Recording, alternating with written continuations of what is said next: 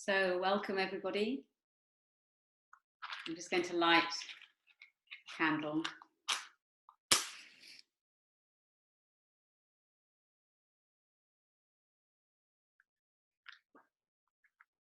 Welcome. I'm Catherine G. Lucas. I'm the author of 4 books on moving successfully through crisis. And not just moving successfully through, but harnessing the transformational power of crisis. By which I mean that crisis holds the potential for healing and growth, for awakening. And at the personal level, at the planetary level, crisis holds the potential for the awakening of consciousness, the evolution of consciousness and humanity. So we can come through crisis better, kind of transforming the life we had before into the life that we want after. And I certainly know this from my own personal experience of kind of going through profound crisis and then my life kind of being upgraded in so many different ways and operating from a higher level of consciousness. Because, as Einstein so famously said, we can't solve a problem, any problem, whether it's a personal problem or a planetary problem, from the level of consciousness which created it. So this time last year, I stood in front of Notre Dame, Our Lady of Paris, this beautiful cathedral. I was admiring her magnificence. And then 3 days later, I was on the tube in London when I saw photographs of the cathedral engulfed in flames. And in fact, it was still burning. When I saw those front pages of the newspapers on the tube, the fire was still raging. And I knew instantly that this was the stuff of spiritual emergence and emergency. So you might say, why? How did I come to that conclusion? Well, it was Easter week, which was a bit of a giveaway. It's also, it's a body, it's a cathedral, a building, that's the word I'm looking for, building.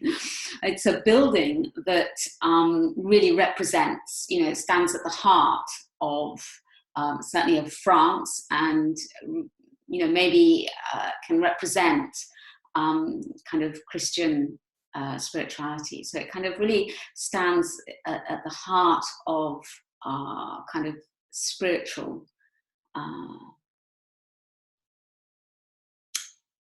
what's the word I'm looking for? Just our spirituality. Let's leave it at that. And then of course fire. And one of the themes with spiritual emergence and emergency is this kind of cutting away of the dead wood, burning away of the dead wood. And of course this is what happened with Notre Dame. The rafters, the wood of the beams in the roof, in the ceiling, caught fire. And within months we had the fires starting in Australia, these horrendous bushfires.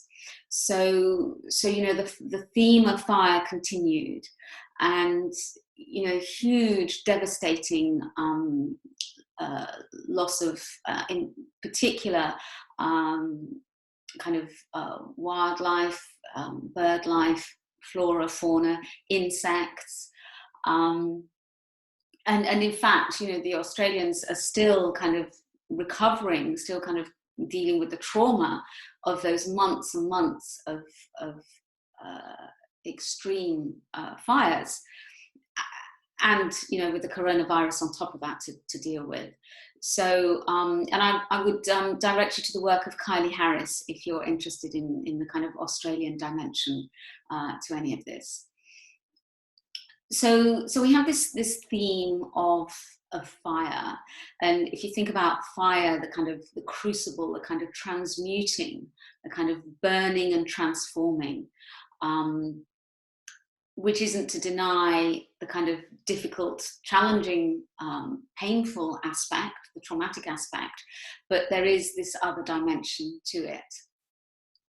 And so it's almost, for me, it was almost as if now that we're in this pandemic, I can see the Notre Dame fire this time last year and the bushfires almost as a kind of portent of what was to come.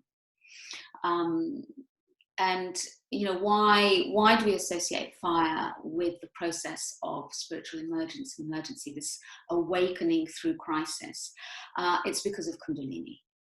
Now, if you're not familiar with Kundalini is this kind of life force energy that resides at the base of the spine. And when it's released, either spontaneously, which can be very tricky, or through kind of spiritual practices, it moves up through the chakras. And in the process, where it comes across anything that might block its pathway, it can create some quite intense feelings of burning and in the body, this intense heat. And so, anything that we're holding, because we hold so much in our bodies, if you think, in terms of our cells, in our muscles, we hold a huge amount, whether that's early wounding, shadow material, trauma.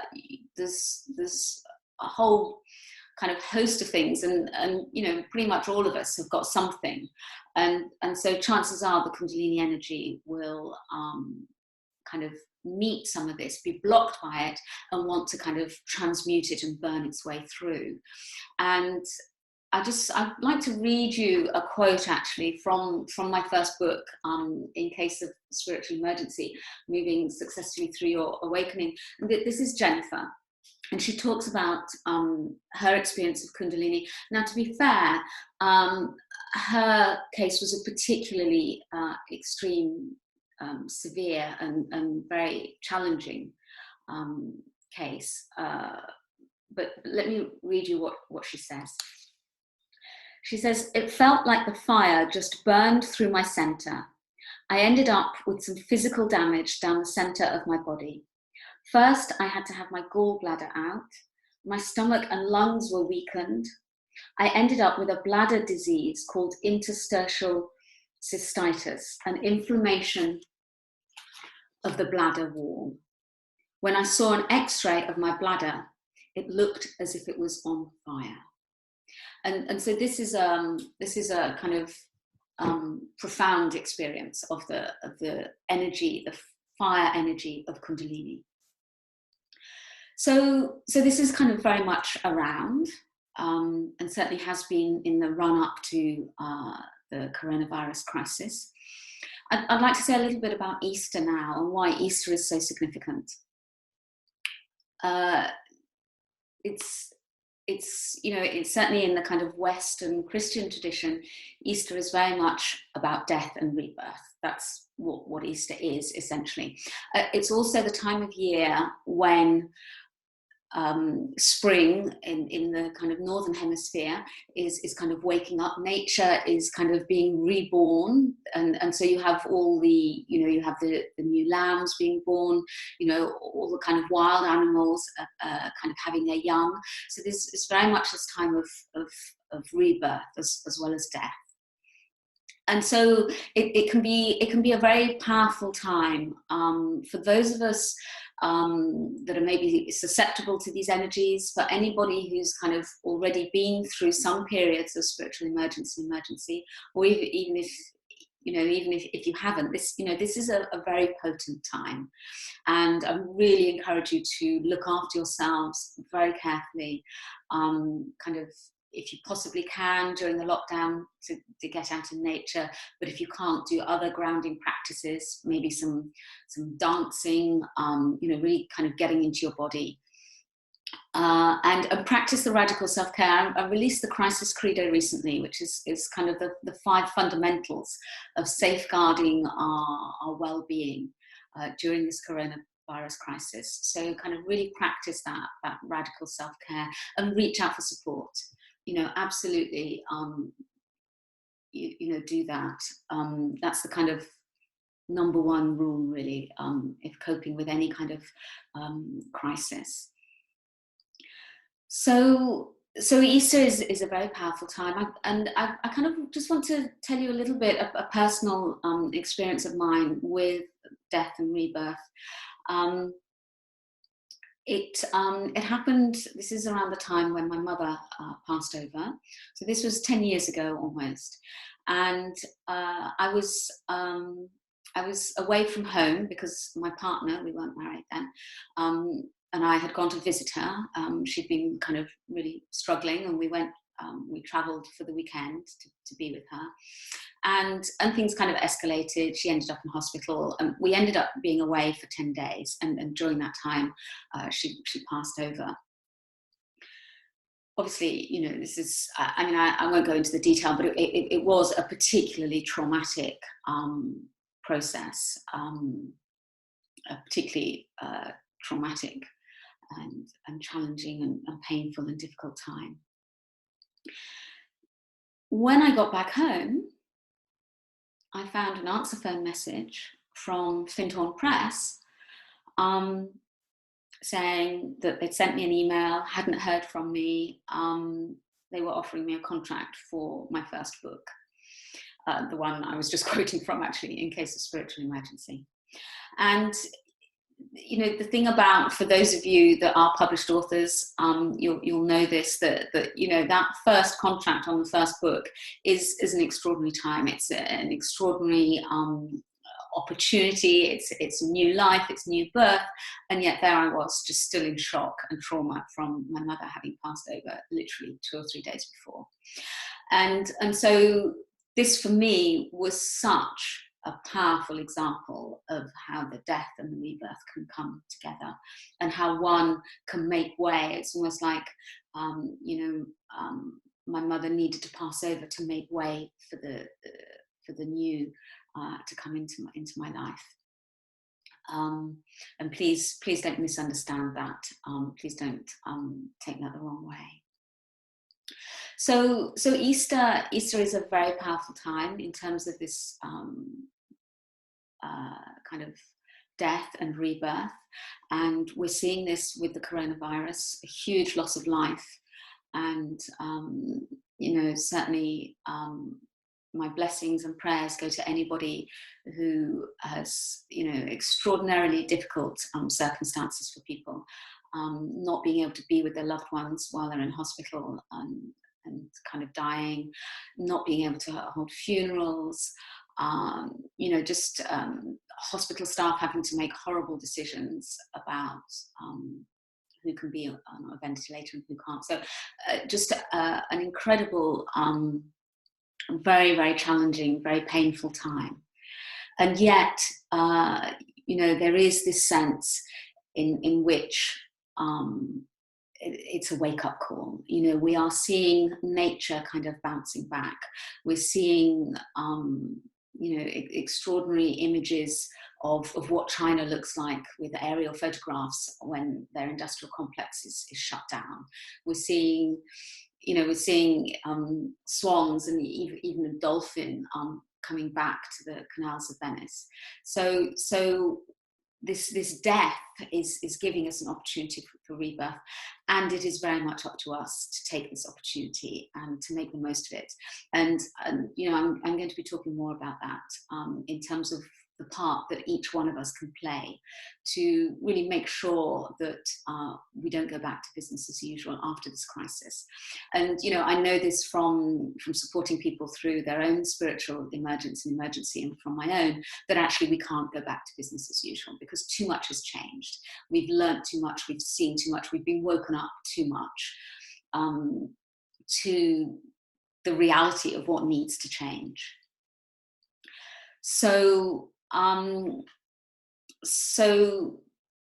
that's just a little bit about Easter. Just one other little story I wanted to share with you, actually. A very dear friend of mine who was a huge support to me with my work. She was one of the founding members of the UK Spiritual Crisis Network, which I was kind of instrumental in setting up 15 years ago now, and still going strong and supporting people with spiritual crisis. And she she very much had her own journey through this domain, this field of this process of spiritual awakening through crisis. And when she came to the end of her days, the end of her life, and she passed over, she actually passed over on Easter Sunday. And I thought that was incredibly fitting for somebody who had just kind of lived and breathed this work and these experiences. So Easter, very powerful time, and we really need to look after ourselves very carefully. We've just had a full moon, a super full moon, which is when the moon is closest to the earth, so we feel the effect that much more powerfully. And in fact, of the series of full moons, of super full moons this year, the one that we've just had is the closest to the earth of the whole year. So kind of bear that in mind as well. And then in a few weeks' time, we'll have the May full moon, which is also a very powerful full moon. It's when millions of Buddhists around the world celebrate the kind of death and rebirth and enlightenment of the Buddha. So it's the May full moon is also, this whole period really is very much kind of around these themes of awakening. And so it's no coincidence, I think, that the coronavirus pandemic is peaking now. That's really doesn't surprise me at all. So I'd just like to conclude by saying a little bit about what you can be doing during this time. I've also mentioned, I've already mentioned that, really encouraging you to look after yourselves, practice radical self-care, reach out for support, look at the Crisis Credo. I did some Facebook Lives about that recently. But in particular, for many people, I know some people have been incredibly busy, health staff, frontline staff, delivery, food delivery, anybody involved in food, there's some people have been much, much more busy than usual, but many people have actually had time to be at home and to lead quieter lives, to just kind of have some more inner reflective time than usual. So there are a few questions that I would kind of encourage you to reflect on and to maybe journal about. And these are things like, what are your most important priorities? Given what we're seeing and what we're learning, what changes do you want to make in your life? What are your true priorities? How can you simplify your life, if that's what you're feeling called to do? And I'm just looking down at my notes here. Also, I know, many of you that are watching this and maybe been through spiritual emergency yourselves, I know you'll have felt the call to be of service. So now is the time to think, how can I be of service? What can I do? How can you contribute to this awakening of consciousness? Because it's really up to each and every one of us. This is our time. This is the time we've been waiting for. How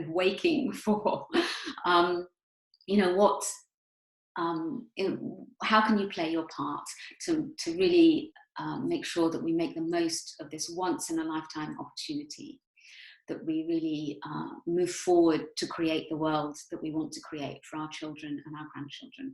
And we know that we cannot carry on the way we were before in terms of the environmental crisis, the climate crisis. So I would ask you also to think about, what causes you want to support. There are lots of new exciting projects springing up. And what communities are important to you, because the future is all about collaboration, cooperation, and community. And we've seen that very beautifully during the coronavirus crisis. Communities coming together, even though physically we can't come together, communities supporting the elderly, supporting the vulnerable.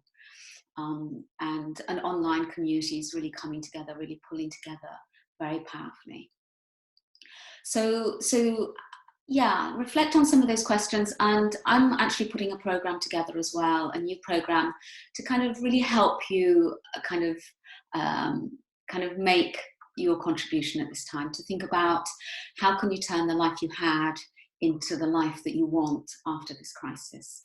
And also, you know, how can we collectively kind of go from where we were to where we want to be. So I'll be releasing details of that new program in the coming days and weeks. Watch out for that. I'm also offering free sessions during this period of crisis. Please do reach out if I can help in any way. I'm offering free 45-minute sessions, and I'll put the Calendly link below so that you can book one of those through my calendar if you would like to have a chat, if I can help in any way at all.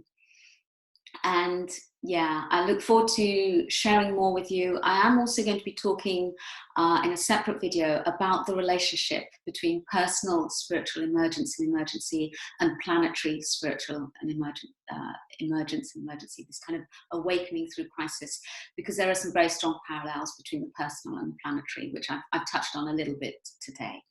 So subscribe to my YouTube channel if you haven't already, and also remember to click on the notifications on the bell so that you get notified when I put a new video up. And I released a video recently also about moving successfully through spiritual crisis, the 3 key stages for doing that. So look out for that. And the crisis credo, the 5 fundamentals of the crisis credo. So go well and stay safe, and see you again soon. Bye for now.